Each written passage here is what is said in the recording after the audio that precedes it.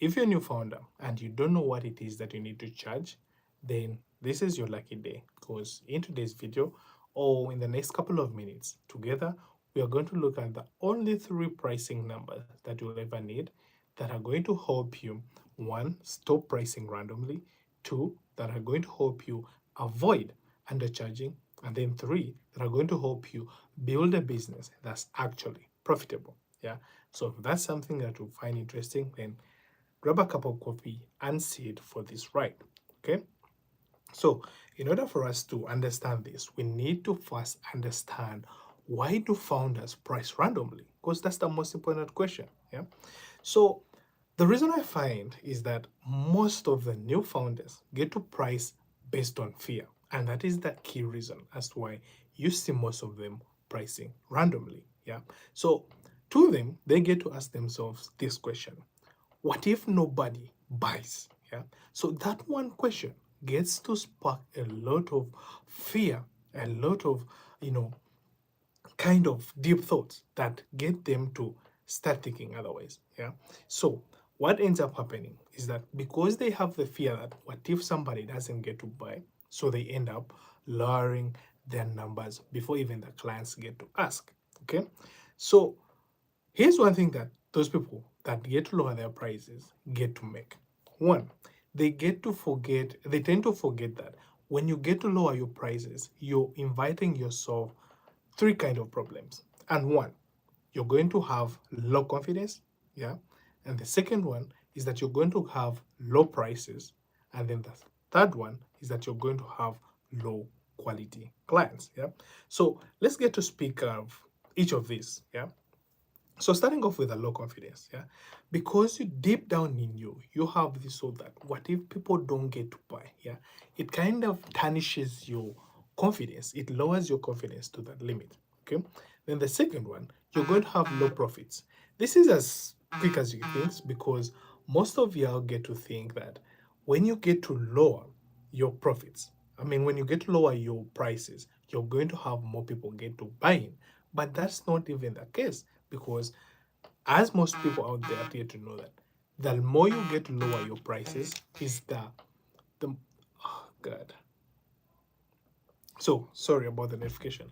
But speaking of the low profits, most of you tend to make that mistake of thinking that if you get to lower your profits or your prices, you're going to get more profits coming in. So you do so thinking that if I get to sell more of my product, more of my services at a low price, yeah, many people are going to come in. But that is not actually what gets to happen. Yeah, that's quite a different thing. And also, how to gain confidence. Brother, we're going to talk about all that, because basically, to answer your question, how do you gain confidence? To gain confidence, you need to have basically three pillars that need three buckets. Let me just call them buckets. Yeah. So bucket one, you need to have a lot of proof. Yeah. Because all the trust is in proof. Yeah. The more proof you get to have is the more trust you're going to have in yourself. That is one. Two, you need to have trust. Yeah. Your clients need to trust you. Yeah. You also need to trust yourself that you're going to deliver. Yeah. So in order for you to gain that confidence, whether you're selling, first of all, you need to have proof that whatever it is you're delivering to your clients works out. That is the most important one. Yeah.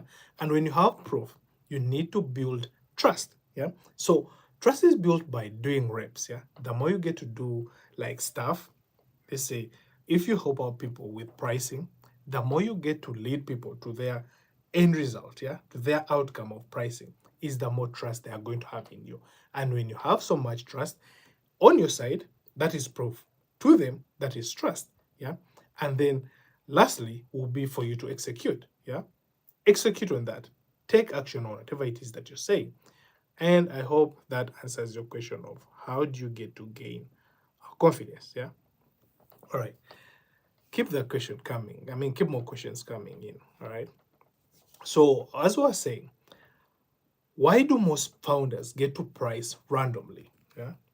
So, here's the reason as why most of you founders, new founders, get to price randomly. The key reason is fear. Yeah. So, most of you, you have that fear that what if people don't get to buy my stuff? Yeah. So, what ends up happening is you tend to pull out the most obvious case or the most obvious thing, that is lowering your prices. Yeah. And when you do that, you invite yourself three key problems. One, we've said you're going to attract low quality clients. Yeah. And it's just now of recent. I was watching some of the videos from Charlie Morgan, and the guy said that the more he lowered his prices is the more he got to have, crazy clients. Yeah. And when I mean crazy, is like low quality clients. Yeah. Because low prices don't attract quality clients. They only attract clients that are going to disturb you, clients that are going to mess up with your system, so demanding clients that by the time you end up filling up the gaps, fulfilling whatever their demands are, you'll be burnt out, you'll be exhausted. Yeah. So the way to, how I'm going to sum up this is that most of you, the reason you're pricing randomly, it is not because you have a pricing problem, but rather what you have is a system problem. You need to have systems yourself that you're going to put in place or you're going to start following so that you get to price systematically. Okay. Now, so as I was promising, I'm going to give you the three numbers. In fact, the only three numbers that you'll ever need in order for you to start, you know, pricing correctly. Yeah. Because the goal is for us to stop pricing randomly. So the first number, this is going to be your flow number. And when I say your flow number, it is going to make sense in a minute. But basically, your flow number, that is the minimum amount of price, yeah, that you're going to charge while you're still being profitable. Yeah.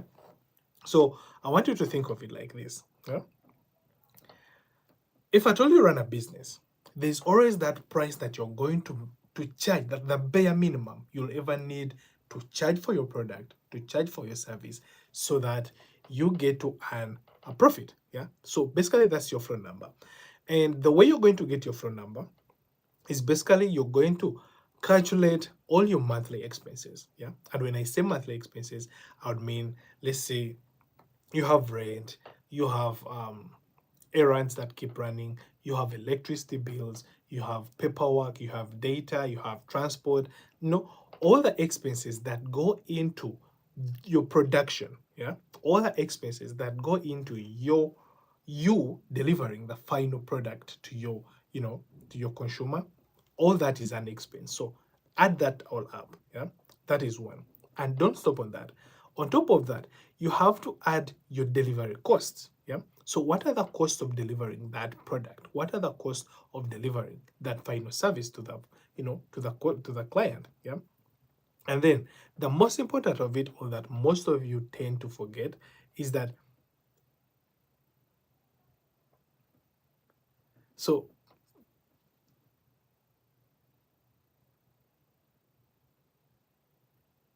uh, God, really?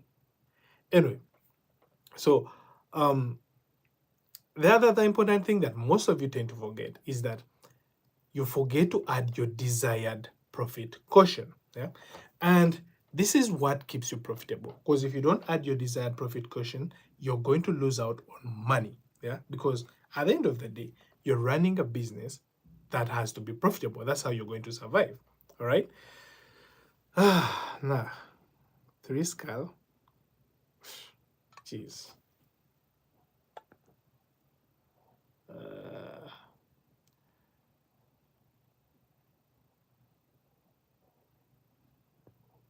hmm.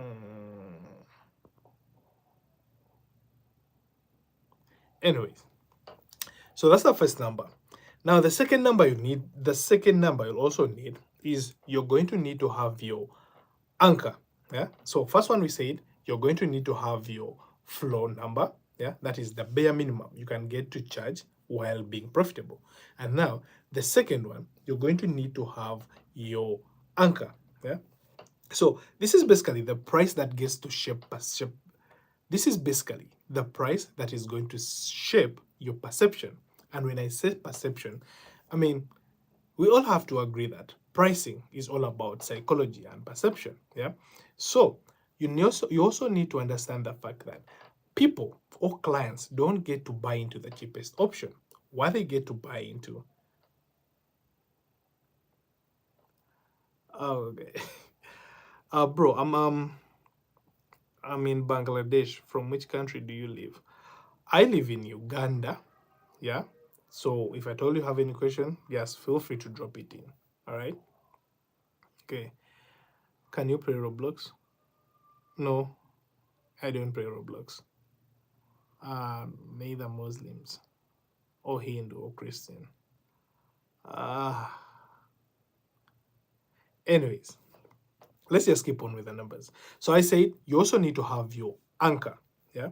Now, as I've said, your anchor is going to be the number that is going to shape your perception. Okay, because the fact that pricing is psychology. Yeah, you need to have that number that gets to psychologically attract your buyers. Because let's all agree, buyers buy into, buyers don't buy into your cheapest option, but rather they buy into something that feels, one, valuable, two, something that feels clear to them, and then three, something that is trustworthy, and then maybe lastly, something that is transformational. And when I say transformational, I mean something that gets to change them from what they are currently in, like the worst state they are currently in, to the best state they are currently desiring to have. Okay, so what is your name, and what are you married to? Uh yeah, I'm Allan, and I'm a pricing strategist based in Uganda. So what can you speak? Bengal? Nah, bro, this is wild. Um, maybe we need to set up some other time for a Q&A. Have you ever come to, bro?